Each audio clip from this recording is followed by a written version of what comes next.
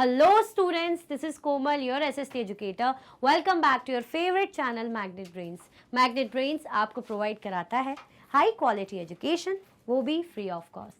Kindergarten से लेके class 12 तक की सीबीएसई बोर्ड के कोर्सेज के साथ साथ आपको अदर स्टेट बोर्ड के भी कोर्सेज अवेलेबल है इन हिंदी मीडियम, जैसे कि UP board, Bihar board, Delhi board के कोर्सेज प्रॉपर सिस्टमैटिक वे में।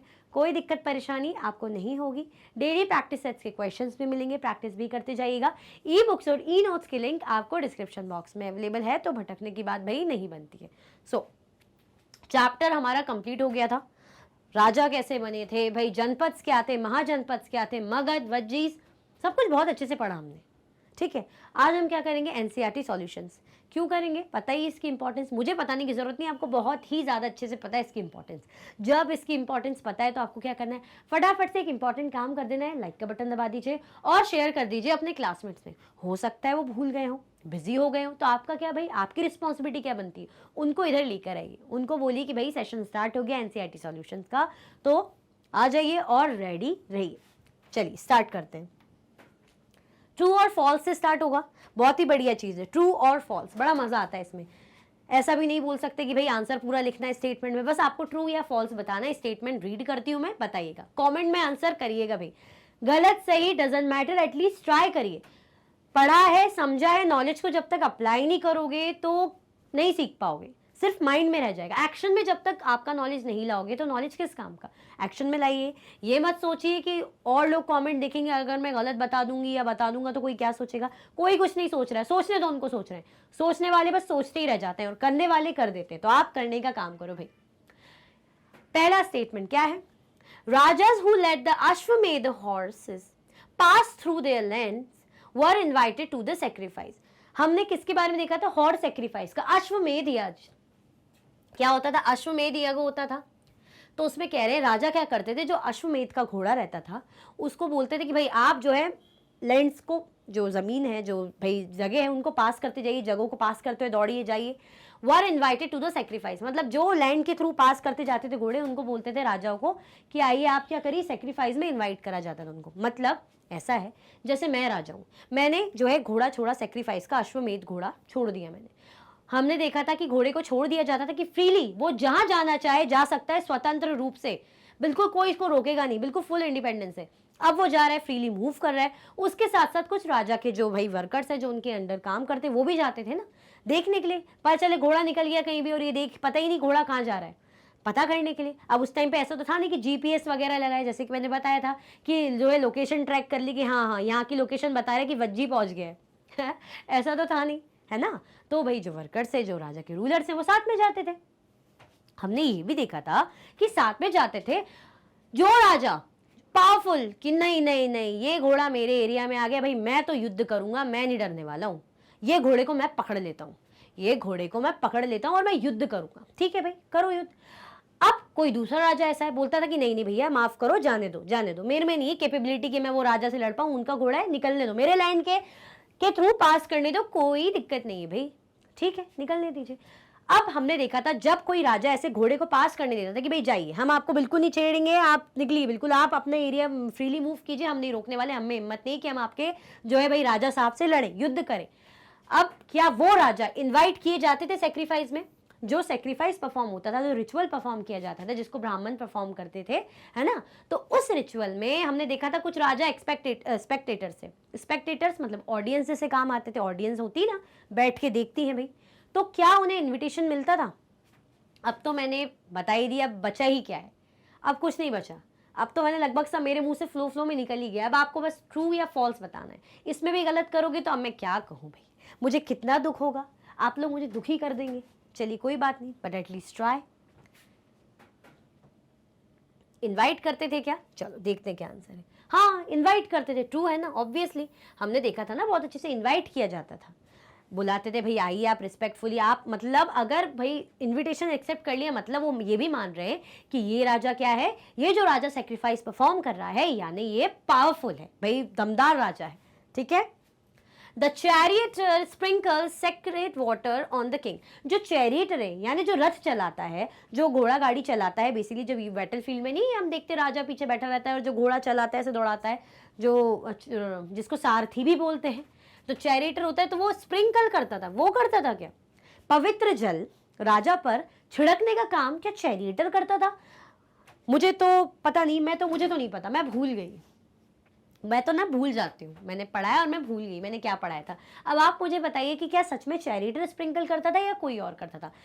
ट्रू और फॉल्स बताना है तो सीधे बता दीजिए, ट्रू या फॉल्स, बताइए। चैरिटर करता था, कौन करता था? फॉल्स है ना, क्या हो जाएगा? ये फॉल्स हो जाएगा। चैरिटर नहीं करता था तो फिर कौन करता था? चैरिट नहीं करता था तो जो चैरिट रहता था, रथ रहता था, चैरिटर उसमें जो बैठते थे भाई सारथी, अगर वो नहीं करते हैं तो कौन करते थे? प्रीस्ट करते थे, पंडित ब्राह्मण लोग करते थे, ठीक है। Archaeologist have found palaces in the settlement of the janapadas. जो आर्कियोलॉजिस्ट थे उनको क्या मिला था? महल मिले थे क्या? जनपद के जो सेटलमेंट हैं, जो अलग अलग हमने देखा था, काफ़ी चीज़ें भाई निकाली थी आर्कियोलॉजिस्ट ने, देखी थी, पता करी थी भाई, खोद के निकाली होगी, उन्हें मिली होगी, तो उसमें क्या पैलेसेस भी थे, महल भी मिले थे क्या? देखो सिटीज तो हमें मिली थी, हमने देखा था पुराना किला, ये हस्तिनापुर, ये सब हमने देखा था, पर क्या महल भी मिले थे, पैलेसेस भी मिले थे? बताओ जल्दी, पैलेस भी मिले थे क्या? याद करो, क्या ऐसा हमने कुछ पढ़ा है? अगर पढ़ा है तो ट्रू कर दो, अगर आपको लग रहा है कि नहीं मैम ऐसा तो कुछ नहीं पढ़ा, दैट मीन्स फॉल्स है ना। चैप्टर के अकॉर्डिंग चलना है, चैप्टर जो कहेगा, जो बुक कहेगी उसके अकॉर्डिंग हम चलेंगे। तो बुक क्या कह रही थी? क्या पैलेसेस मिले थे जनपद में या नहीं मिले थे? जल्दी बताइए, ट्रू है या फॉल्स है? नहीं मिले थे भाई, बिल्कुल नहीं मिले थे। हमने देखा था कि जो है जगह मिली थी, सिटी वगैरह मिली थी, पर ऐसे पैलेसेस नहीं मिले थे। Clear? Pots to store grain were made out of painted greyware. जो पॉट्स हैं, जो अच्छे पॉट जैसे बनाए जाते थे, है ना, कौन से? Painted grey ware. हमें मिले थे ना पेंटेड ग्रेवेयर पॉट्स, जो बड़े ही, अच्छा नहीं, अगर मैं एक्सप्लेन कर दूंगी तो आपको तो आंसर मिल जाएगा। बस ये बताओ कि वो पॉट्स जो है ग्रेन को स्टोर करने के लिए काम आते थे क्या? अनाज वगैरह को, जो भी भाई आटा चावल जो भी चीज़ें, उनको स्टोर करने के काम आते थे क्या पेंटेड ग्रेवेयर? इनके बारे में तो हमने कुछ पढ़ा था, बहुत अच्छे से डिस्कस किया था। अब क्या किया था उसके अकॉर्डिंग पे आप ये बताइए, फॉल्स है या ट्रू है? जल्दी बताइए, ट्रू है या फॉल्स है?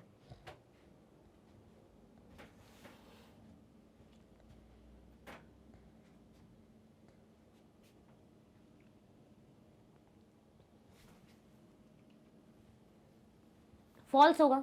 हमने देखा था ना पेंटेड ग्रेवियर, हर चीज स्पेशल स्पेशल ओकेजन में यूज होता था, है ना, बड़ा ही फाइन स्मूथ टू टच, बहुत ही अच्छा।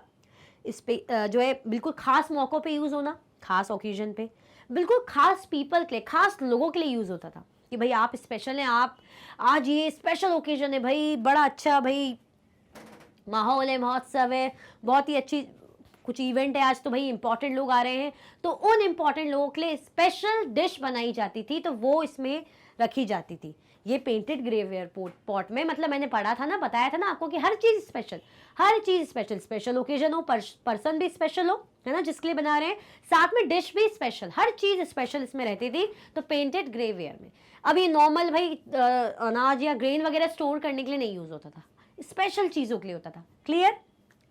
Many cities in mahajanapadas were fortified, ये हटा देना, ये जो बहुत सी सिटीज थी महाजनपद की, वो क्या थी? किला बंद था उनमें, मतलब फोर्टिफाइड थी, है ना, बाउंड्रीज वगैरह बनी हुई थी, कवर करा था, बड़ी बड़ी लंबी लंबी भाई स्टोन की दीवारें, लकड़ी की दीवारें, है ना, ईंट की दीवारें बनी हुई थी। क्या ये सही है बहुत सी सिटीज में?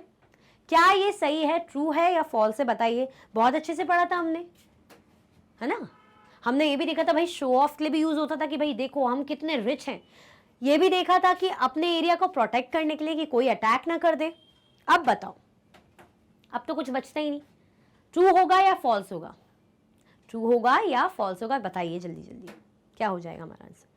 बहुत सी सिटीज जो थी महाजनपद की, क्या थी भाई, वो फोर्टिफाइड थी या नहीं थी? हाँ थी ना, थी कि नहीं थी? बिल्कुल थी, हमने देखा था ना वहाँ उस टाइम पे फोर्टिफिकेशन होता था भाई, बड़े बड़े राज्य थे, अच्छे फोर्ट बना रहे थे, उनको कवर कर रहे थे कि कोई अटैक ना कर दे, और ऊपर से हमारा एरिया है, पता रहे कि भाई हमारे लोग हैं, हम अपने अकॉर्डिंग एडमिनिस्ट्रेशन चलाएंगे, साथ में दिखाने के लिए कि देखो हमारे पास कितनी पावर है भाई, वेल्थ है, रिसोर्सेज हैं। आया समझ में? तो ये हमारे क्या है, ट्रू और फॉल्स। आप चाहो तो स्क्रीनशॉट ले सकते हो, स्क्रीनशॉट ले लीजिए आप, ट्रू और फॉल्स के स्क्रीनशॉट ले लीजिए। इस साइड से दिख रहा है, इस साइड से ले लीजिए, इस साइड से ले, ठीक है, ठीक है, ले लिया स्क्रीनशॉट। चलो अब भाई क्वेश्चन नंबर 2, ये क्या है, चार्ट, वाह बढ़िया। Fill in the chart given below with the terms. आपको जो टर्म्स हैं चार्ट में भरना है। किस बेसिस पे? ये जो नाम है, जैसे हंटर एंड गैदरर्स हो गए, फार्मर्स हो गए, ट्रेडर्स हो गए, क्राफ्ट पर्सन हो गए, हर्डर्स हो गए, इनको फिल करना है। किस बेसिस पे? दोज हु पेड टैक्सेस, जो टैक्स पे करने का काम करते थे। इनमें से जो भी टैक्स पे करते होंगे ना महाजनपद, हमने देखा था उस टाइम पे, तो उसके अकॉर्डिंग फिल करना है। द राजा ऑफ द महाजनपद, मतलब महाजनपद के टाइम पे हमने देखा था ना, किले वगैरह बनाते थे, आर्मीज वगैरह रखी जाती थी, तो ये सब के लिए चाहिए रहता था टैक्स, ताकि मतलब पैसा, तो पैसा कैसे मिल रहा है? टैक्स के थ्रू, मतलब जो भी अर्निंग हो रही है रिसोर्सेज टैक्स के थ्रू मिल रही है, तो टैक्स क्या ये सब पे करते थे, या इनमें से कौन कौन करता था वो बॉक्स में फिल करना है।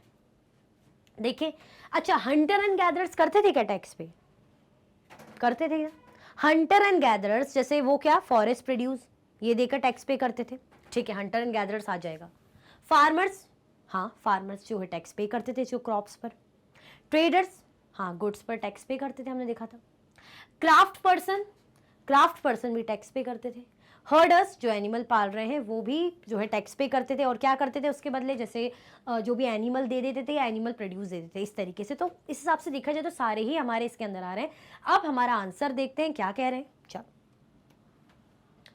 हंटर एंड गैदरर भी आ गए, चलो यहाँ पे हंटर एंड गैदरर भी आ गया, फार्मर्स भी आ गए, ट्रेडर्स भी है, चलो क्राफ्ट पर्सन भी और हर्डर्स भी, दैट मीन्स सभी हैं इसके अंदर, तो सभी ये टैक्स पे करते थे। क्योंकि क्वेश्चन में क्या पूछा है, क्वेश्चन में पूछा है ना कि जो टैक्स पे करते थे, जिन्होंने टैक्स पे किया, तो भाई ये सब पे करते थे। सभी का नाम आ गया ना, 1 2 3 4 5। अब यहाँ पे कितने टोटल, यहाँ पे भी 1 2 3 4 5। क्लियर, आगे बढ़ेंगे। चलो भाई, Who were the groups who could not participate in the assemblies of the Ganas? इनमें से कौन से ग्रुप के लोग थे जो क्या नहीं कर सकते थे, पार्टिसिपेट नहीं कर सकते थे असेंबलीज में, है ना। Who could not participate in the assemblies of the guns, जो गन्स थे उनके असेंबलीज में पार्टिसिपेट नहीं कर सकते थे, तो कौन लोग थे वो? बहुत इजी है, इतने बार हमने डिस्कस किया है, ठीक है। तो कौन थे वो? वुमेन थी, दास थे और कामकार्स थे। ये मैंने आंसर बता दिया, चैप्टर के अकॉर्डिंग भी है। देखो अगर मेरा आंसर सही है कि नहीं, यहाँ पता चलेगा, देखते हैं। The groups who can not participate in the assemblies of the ganas were women, dasa और कामकर्स। ये लोग जो थे भाई पार्टिसिपेट नहीं कर सकते थे इन सब मतलब जो भी रिचुअल्स होती थी उन सब में। आया समझ में? कोई कंफ्यूजन, दिक्कत तो नहीं आता? बढ़िया, सब क्लियर है ना। चल आगे बढ़ते हैं। Why did the rajas of mahajanapadas build forts? अब जो महाजनपद के राजा थे वो किले बनाते थे। क्यों बनाते थे? जो महाजनपद के राजा थे वो किले क्यों बनाते थे? हमने देखा था ना, किले, किलाबंदी, फोर्टिफाइड क्यों करते थे ऐसा? ताकि पता हो कि भाई ये हमारा एरिया है, ताकि जनता को कंट्रोल कर सके, कोई अटैक ना कर सके, ठीक है। और दिखाने के लिए कि देखो ये हमारा मतलब वेल्थ वगैरह है ना, अपना जो इम्प्रेशन दिखाने के लिए। क्लियर हुआ? देखते भाई आंसर क्या कहता है। The rajas of mahajanapadas build fort for, भाई जो महाजनपदास के राजा फोर्ट क्यों बिल्ड करते थे? So that they can save themselves from attack. भाई हाँ ठीक है, कोई दूसरा राजा अटैक करे तो भाई किला ज़रूरी है, ऐसे बाहर तो रहेंगे नहीं, कवर्ड होना ज़रूरी है पूरा। वेल्थ और पावर को शो ऑफ करने के लिए, जैसे कि मैं कह ही रही थी। It was easy to manage and administer a fortified area, और ये बहुत ईजी रहता था मैनेज करना और एडमिनिस्टर करना, क्या, फोर्टिफाइड एरिया को, है ना। जो फोर्टिफाइड एरिया था, जो कवर्ड की भाई हाँ ये इतना एरिया हमारा है, तो उसको मैनेज करना बहुत ज़्यादा ईजी रहता था। तो इसीलिए जो महाजनपद के जो राजा थे वो क्या करते थे, फोर्ट्स बना के रखते थे, फोर्टिफाइड करके रखते थे। क्लियर हुआ? आगे बढ़े, ठीक है। Were there any janpadas in your state? If yes, name them. If not, name the janpadas that would have been the closest to your state and mention whether they were to the east, west, north or south. ये अपने according करने वाला answer है। जैसे मैं जिस location पे हूँ, अगर मेरे आसपास कोई जनपद है या मेरी लोकेशन जनपद है, या आपके आसपास कोई जनपद है, आपकी लोकेशन ही कोई जनपद है, तो आपको उसके अकॉर्डिंग आंसर करना है, ठीक है। देखते, और उसकी लोकेशन क्या है, मतलब वो ईस्ट साइड है, वेस्ट है, नॉर्थ है, साउथ है, ये बताना है। ये अपने अकॉर्डिंग करने वाले आंसर है। मतलब अब ऑब्वियसली ना मेरी लोकेशन कोई और हो सकती है, आप सब इतने सारे लोग जो सेशन को देख रहे हैं आप अलग अलग जगह से हैं, तो आप अपने अकॉर्डिंग आंसर कीजिए, मेरे अकॉर्डिंग जो आंसर है मैं बता रही हूँ ताकि आपको आइडिया मिल जाए। या आप इसको भी लिख सकते हैं, कोई इशू नहीं है। Yes, there was a mahajanapada in my state. भाई जो मेरा स्टेट है वहाँ पे एक महाजनपदा था। कौन सा? अंग। कौन सा महाजनपदा था? Anga. The nearest would have been Kalinga, और उसके जो नियरेस्ट में कौन सा है? पास में कलिंग। ठीक है, ये अपने अकॉर्डिंग करने वाला आंसर है। आगे बढ़े, चलो।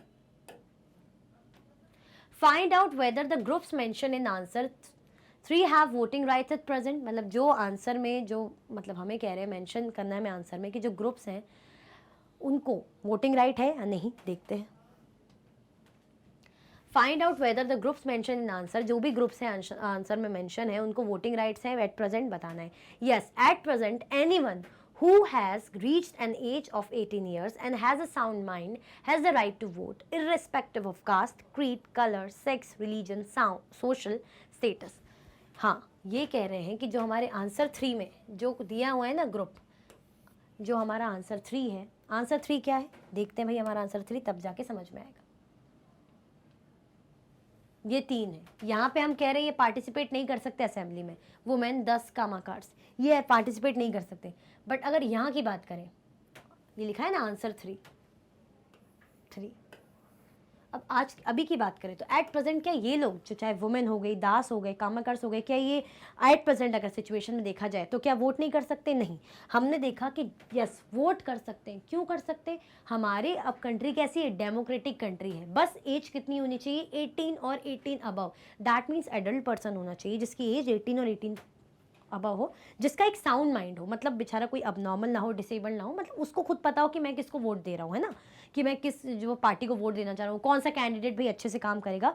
साउंड माइंड होना चाहिए।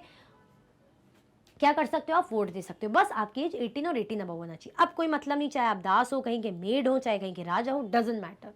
ठीक है, ये नहीं देखा जाएगा आपकी कास्ट क्या है, क्रीड क्या है, आपका कलर कैसा है, सेक्स क्या है, रिलीजन और सोशल स्टेटस कैसा है, आप राजा हैं, दास हैं, औरत है, आदमी, कोई मतलब नहीं है। बस 18 और 18 प्लस और साउंड माइंड होना चाहिए। तो हाँ, हम वोट दे सकते हैं, हमारे पास वोटिंग राइट है। हमारा आंसर क्या है? हमारा आंसर हो जाएगा यस। क्लियर हुआ? कोई कन्फ्यूजन, दिक्कत तो नहीं? चल, अच्छा ये बताओ अभी तक लाइक किया कि नहीं किया? फिर से कह रही हूँ, अभी तक लाइक नहीं किया तो फटाफट से क्या कर दो भाई, लाइक का बटन दबा दो, फिर हम आगे बढ़ते हैं। चल,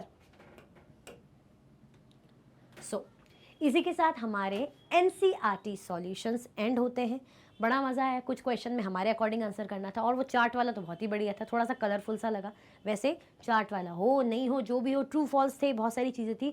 आंसर करना बहुत ज़रूरी है, क्यों? क्योंकि भाई चैप्टर पढ़ा है तो आंसर देना ज़रूरी है। तो नेक्स्ट सेशन में हम क्या करने वाले? नेक्स्ट सेशन में तो भाई हम MCQs करेंगे, बहुत सारे क्वेश्चंस लेकर आऊँगी, बड़ा मज़ा आएगा, तो रेडी रहिएगा। इसी के साथ भाई ये वीडियो एंड होती है। अगर आप और भी वीडियो के लेक्चर्स देखना चाहते हैं तो आप मैग्नेट ट्रेंड्स के यूट्यूब चैनल, एप्लीकेशन और वेबसाइट से देख सकते हैं। ई नोट्स और ई बुक्स के लिंक आपको डिस्क्रिप्शन बॉक्स में अवेलेबल है। ये हाई क्वालिटी के कोर्सेज हैं जैसे कि CBSE board, Delhi board, Bihar board, UP board, MP board, Rajasthan board, Vedic maths crash course, spoken English courses आपको अच्छी क्वालिटी में और 100% फ्री अवेलेबल है। आप हमें अदर प्लेटफॉर्म पर भी फॉलो कर सकते हैं, फेसबुक, इंस्टाग्राम, एक्स, टेलीग्राम और व्हाट्सएप पे। ज़्यादा से ज़्यादा लाइक कीजिए, ज़्यादा से ज़्यादा शेयर कीजिए और चैनल को सब्सक्राइब करना बिल्कुल भी ना भूलें। अपना ख्याल रखें। Thank you so much for watching.